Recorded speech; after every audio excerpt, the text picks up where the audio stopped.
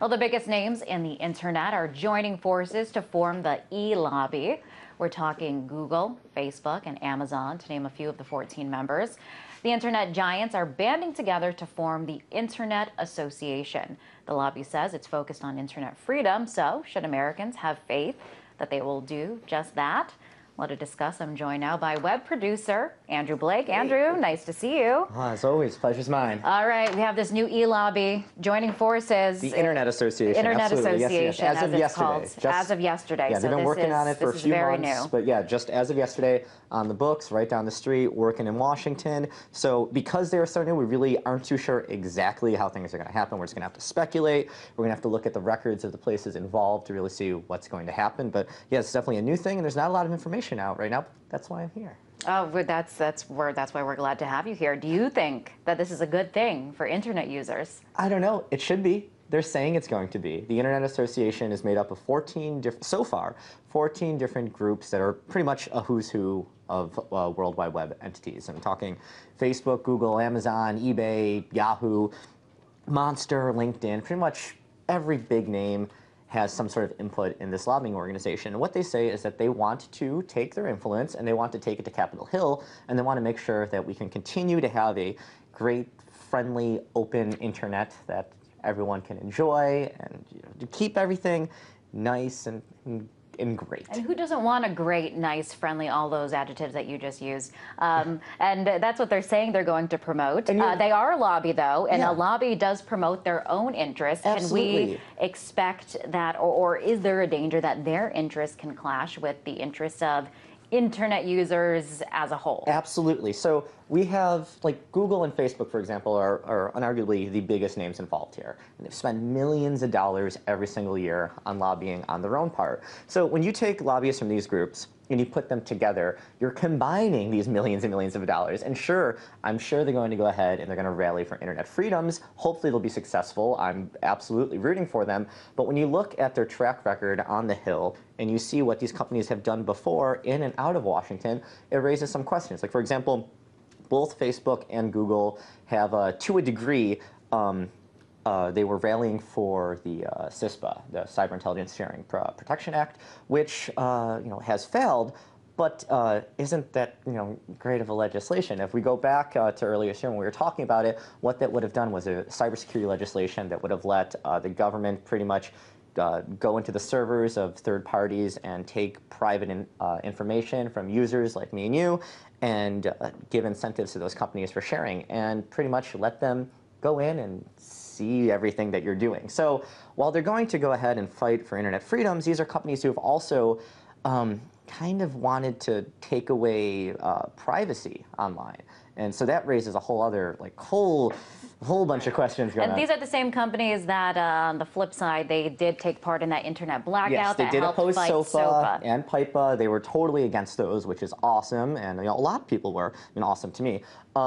But yeah, exactly. What really are they going to do after here? And you have to look at what they've done in the past. Like Google and Facebook, they're not known for being like the best, most welcoming, heartwarming, lovely online entities that there are. They've done some questionable things in the past. There's been like SEC investigations into Google. So when they're taking all this money, they're combining with other money, they're going on the Hill, and that they're lobbying for, but like you said, to protect their own interests. What are those interests? We know that they're already rallying for cybersecurity legislation that is bad for the public. So are they going to start putting those millions and billions of dollars into that? We don't know. It's only day 2 so far of the Internet Association. So I guess we'll have to wait and see. But what we do know is that these are the biggest players on the internet, where a lot of power joining together. How much power exactly do you think they'll have in influencing legislation? Hell of a lot. I mean, this is Google and this is Facebook. Google, let me dig this up for you.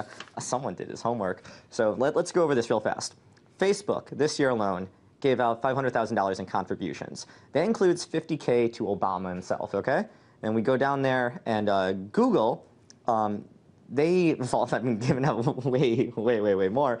But if you look at the relationship between the money that they have and where they've put that money and who's using that money, it raises a lot of questions. So Google has 108 lobbyists right now. More than 80 of them have previously had government jobs. Yahoo, 22 out of 26 of their lobbyists have had jobs.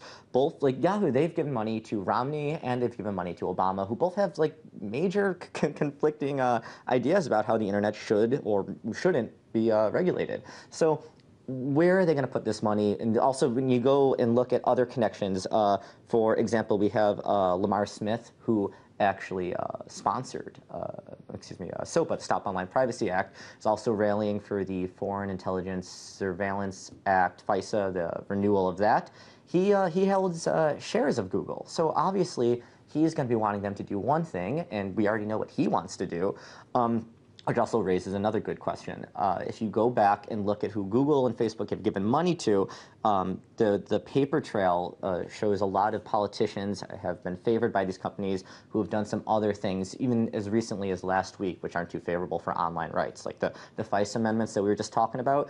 Google has handed out $5,000 apiece to several congressmen who have voted to reauthorize that legislation, which in turn will let the government go and continue to snoop through all of your emails and phone calls. So might be good for internet freedoms, might not be too good for privacy. Like I said, we're really only on day 2, so we're going to have to just wait and see, I guess. All right, so I guess we can kind of take a look at their past actions and predict what they're going to do in the future. You make educated guesses. Exactly, we can't really. Exactly. That's what you're best at. That's why we have you here. I'm sure they're well-intentioned. The Internet Association seems like they're actually trying to fight a good fight, but when you take money and you put it into politics, and I think a lot of people argue that doesn't. Sometimes that can be a dangerous mix, yeah, slippery slope. And they have a lot of money. They have more money than God. Yes.